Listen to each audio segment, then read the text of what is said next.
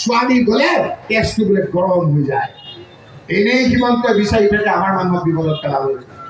যদি এজন সাংসদে এনেকে ধৰণৰ কথা কয় তেতিয়াহ'লে সুবিধা পাবনে নাপায় ৰাইজ? যি জুই হিমন্ত বিশ্ব শৰ্মাই জ্বলাইছে তাত ঘিউ পেট্ৰল ঢালি ভকভককে জ্বলাই দিবলৈ বদৰুদ্দিন আজমল ডাঙৰীয়াই তেখেতক সহায় কৰিছে।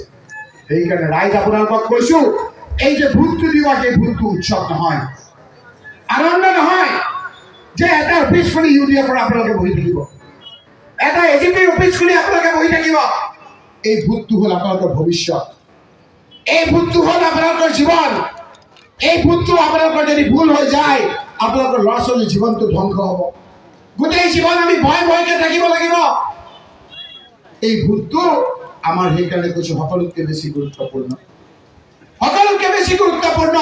আমি যদি 7 তাৰিখে ভোটটো বেলেগ জেগাত দি দিওঁ, 8 তাৰিখে যদি কওঁ হয় হয় আমি কি কৰিলো, তেতিয়া ইয়ানপচি কৰি একো লাভ নহ'ব ৰাইজ।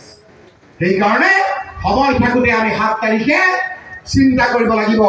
এটা ভোট যদি আপোনালোকে বদৰুদ্দিন আজমল ডাঙৰীয়াক দিয়ে, এটা ভোট কংগ্ৰেছৰ নষ্ট হয়, 2টা ভোট বিজেপিক দিয়া হয় ৰাইজ, 2টা ভোট বিজেপিৰ নাম হয়, এটা ভোট আপোনালোকে বদৰুদ্দিন আজমল ডাঙৰীয়াক দি দিব ৰাইজ। দিব নেকি আপোনালোকে? নিদিয়ে নহয়। আপোনালোকে সকলোৱে প্ৰিয়াম কৰিছে। যোৱাকালি আপোনালোকে মানুহ দেখিছে, যোৱাকালি গৌৰীপুৰত প্ৰিয়ংকা গান্ধী মিটিঙত মানুহ কিমান হৈছে দেখিছে? কতো অসমৰ অভূতপূৰ্ব মানুহ, কিমান গাড়ী ঘোঁৰা আনি নৰেন্দ্ৰ মোদী ডাঙৰীয়াৰ মিটিঙত হিমন্ত বিশ্ব শৰ্মাই চৰকাৰী টকা পইচা খৰচ কৰে। আমি মানুহক পইচা দিয়া নাই, মানুহৰ বুকুত বেদনা আছে, হিমন্ত বিশ্ব শৰ্মাৰ বিৰুদ্ধে ক্ষোভ আছে, বদৰুদ্দিন আজমল ডাঙৰীয়াৰ বিৰুদ্ধে ক্ষোভ আছে। সেই ক্ষোভবিলাকৰ ভোটৰ আকাৰ লৈছে। আপোনালোকে চাব, নিজৰ ঘোঁৰা গাড়ী দি মানুহ আহিছে, তাত ঘোঁৰা গাড়ী দি নিজৰ ট্ৰেক্টৰত ট্ৰেইলাৰ লগাই মানুহ আহিছে। মানুহ আহি কৈছে যে প্ৰিয়ংকা গান্ধী ডাঙৰীয়া নি আপোনালোকে ইমান কষ্ট কৰি আহিছে, চিন্তা নকৰিব, বদৰুদ্দিন আজমল ডাঙৰীয়াক ইয়াৰ পৰা আমি ৰেকৰ্ড সংখ্যক ভোটত হৰুৱাম। সেই কথা কালি বাৰ্তা লৈ গৈছে, ভাৰতবৰ্ষত বাৰ্তা পাইছে যে বদৰুদ্দিন আজমল ডাঙৰীয়াৰ জৰিয়তে হিমন্ত বিশ্ব শৰ্মাক আমি সাৱধানবাণী হোৱাই দিছো। সেইকাৰণে আজি আপোনালোকক কৈছো, ৰাইজ বদৰুদ্দিন আজমল ডাঙৰীয়া আপোনালোকে ইয়াৰ পৰা আঁতৰাই দিয়ক। দিছপুৰৰ পৰা মুখ্যমন্ত্ৰী অঁতৰাৰ দায়িত্ব ৰকিবুল হুছেইন আৰু আপোনালোকে চিন্তা নকৰিব আপোনালোকে। সেইকাৰণে দল মত নিৰ্বিশেষে সকলো আজি আপোনালোকৰ মাজত আহিছে।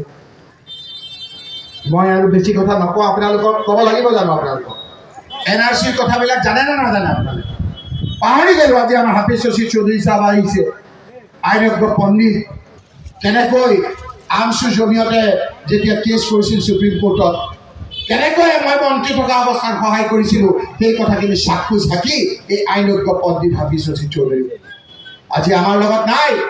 মুহিব মজুমদাৰ চাহাব, তেখেতক কেনেকৈ মই মন্ত্ৰী থাকোঁতে আমাৰ ঘৰলৈ আনি কেনেকৈ দিল্লীলৈ লৈ গৈছিলোঁ, কেনেকৈ আজি কপিল চিবালৰ কথা কয় সেইটোতো হয়েই, 40 ৰাজ্যী বুলি আৰু ভাল উকিল আছিল, কেনেকৈ ধৰিছিলোঁ, এইসকল চাক্ষুষ সাক্ষী আছে।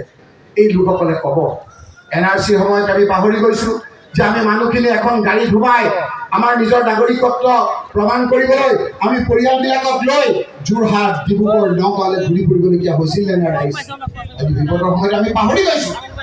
সেই সময়ত বদৰুদ্দিন আজমল ডাঙৰীয়াই NRCৰ সময়ত আপোনালোকে সহায় কৰিছিল নেকি?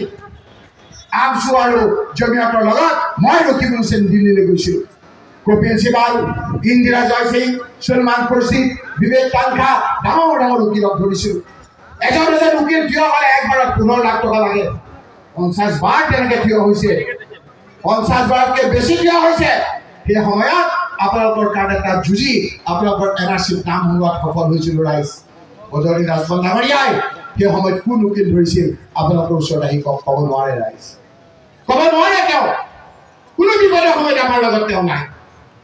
এই যেতিয়া সুপ্ৰিম কোৰ্টত মই কেছত লাগি আছিলোঁ, হঠাৎ এটা বাতৰি আহিল, এই যে আমাৰ মহিলাসকলে এই যে বাপেকৰ ঘৰৰ পৰা গিৰিয়েকৰ ঘৰলৈ বিয়া হৈ যোৱাৰ পিছত এখন লিংকেজ চাৰ্টিফিকেট দিয়ে।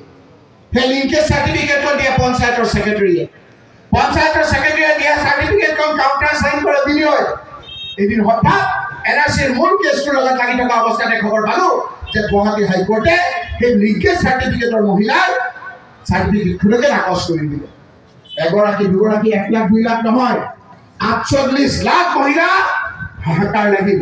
আমিও ভয় খালোঁ। যদি 48 লাখ মহিলাৰ নাগৰিকত্ব আপোনাৰ বিপদত পৰে, তেওঁলোকৰ ল'ৰা ছোৱালীলৈ কিমান লক্ষ টকা হ'ব, কিমান লক্ষ মানুহ হ'ব ভাবকচোন। উকিলৰ পৰামৰ্শ মতে মই দিল্লীৰ পৰা অসমলৈ আহিলোঁ। অসমলৈ আহি গোৱালপাৰালৈ আহিলোঁ। আমাৰ MLA AK ৰচিদক ক'লোঁ যে মোৰ উকিলে পৰামৰ্শ দিছে এগৰাকী ট্ৰাইবেল মহিলা লাগে। লগে লগে আপোনালোকৰ ওচৰৰে বেলিঠা মাৰাক বুলি গাঁও সম্প্ৰদায়ৰ এগৰাকী মহিলা, বানুঞ্জয় ৰাভা বুলি এজন ৰাভা সম্প্ৰদায়ৰ যুৱক, ৰঞ্জিত দাস নামৰ এজন ভাষী সংখ্যালঘুৰ লগত লৈ 4জনক লগত লৈ মই দিল্লী গ'লোঁ। দিল্লীত লগত লৈ গৈ আমি আকৌ কপিল সিবাল, ইন্দিৰা জয়সিঙে যুক্তি সহকাৰে যুঁজি এই যে হাইকোৰ্টে যে নাকচ কৰিছিল 48 লাখ মহিলাৰ পঞ্চায়তৰ লিংকেজ চাৰ্টিফিকেটখন আকৌ বাহাল ৰখাৰ সেই সময়ত এটা অৰ্ডাৰ লৈ আহিছিল ৰাইজ, যাৰ কাৰণে আপোনালোকৰ সেই বিপদৰ পৰা ৰক্ষা পৰিছে। বদৰুদ্দিন আজমল চাহাব, আপুনি মানুহক কওক যে সেই সময়ত আপুনি কোন উকিল ধৰিছিল। সেইটো কাৰণে বাদ দিছোঁ বাৰু। এই কেইদিনমানৰ আগত 51-71 ভিত্তি বছৰ হ'ব। আমি ভয় খাই গৈছিলোঁ যদি 51 ভিত্তি বছৰ হয় আকৌ NRCত নাম থকা মানুহ আকৌ বিপদত পৰিব। আকৌ দৌৰি গ'লোঁ, কপিল সিবাল, ইন্দিৰা জয়সিঙক লগ ধৰিলোঁ। যুক্তি সহকাৰে আমি বিভিন্ন কথা আমি ক'লোঁ। এতিয়াও ৱেবছাইটত আছে, আজিকালি ৰেকৰ্ড হৈ থাকে। আমি যুক্তি তাত দিছোঁ 71 কিয় হ'ব লাগে, অসম চুক্তিৰ ভিতৰত কিয় হ'ব লাগে। বদৰুদ্দিন আজমল চাহাব, আপুনি কোন উকিল ধৰিছিল 51-71 ভিত্তি বছৰৰ ক্ষেত্ৰত ৰাইজক আহি কওক। কেতিয়াও আপোনাৰ এই কথাবিলাক ক'ব নোৱাৰে। সেইকাৰণে ৰাইজ আজি আপোনালোকৰ ওচৰলৈ ক'বলৈ আহিছোঁ, এই বিপদৰ সময়ত আপোনালোকে ভুল নকৰিব। হিমন্ত বিশ্ব শৰ্মাই বদৰুদ্দিন আজমল ডাঙৰীয়াৰ জৰিয়তে তেওঁ বৈতৰণি পাৰ হ'ব বিচাৰিছে। আজি ইয়াত আহিছে বহি বিভিন্ন ঠাইত হিমন্ত বিশ্ব শৰ্মা ডাঙৰীয়া। মই হিমন্ত বিশ্ব শৰ্মা ডাঙৰীয়াক ধুবুৰীলৈ আমন্ত্ৰণ জনাইছোঁ। এতিয়া যদি আপোনালোকে বেছি ভোট দিয়ে, তাতোকৈ বেছি ভোট পাম যদি হিমন্ত বিশ্বৰ মুখখন এবাৰ আমি দেখি যাওঁ। আমাৰ আৰু ভয় লাগিব, আৰু হাতৰ চিনত ভোটটো বাঢ়ি যাব। তেওঁৰ মুখতে কমেও 1 লাখ ভোট বেছি বাজা দি আছে। 1 লাখ নেগেটিভ ভোট তেওঁৰ, আমাৰ পজিটিভ ভোট হ'ব। সেইকাৰণে তেওঁক কৈছোঁ, তেওঁ যদি সময় নাপায় আমাৰ ধুবুৰীৰ সৃজন গ্ৰামলৈ যাওঁতে মুখখন যদি হেলিকপ্টাৰৰ পৰা উলিয়াই দিয়ে, তেতিয়াও আমি 1 লাখ ভোট বেছিকৈ পাম। কাৰণ তেওঁ ভাৰতৰ ভিতৰত এতিয়া অপ্ৰিয় মানুহ। তেওঁৰ অপ্ৰিয় মানুহ। মই ৰকিব হুছেইন আপোনাক ৱাদা কৰিছোঁ, তেওঁৰ ৰঙা চকুক আপোনালোকে ভয় নকৰিব। মই ৰকিব হুছেইনক দেখিছে, এনেও শকত মানুহ, হয়নে নহয় বাৰু?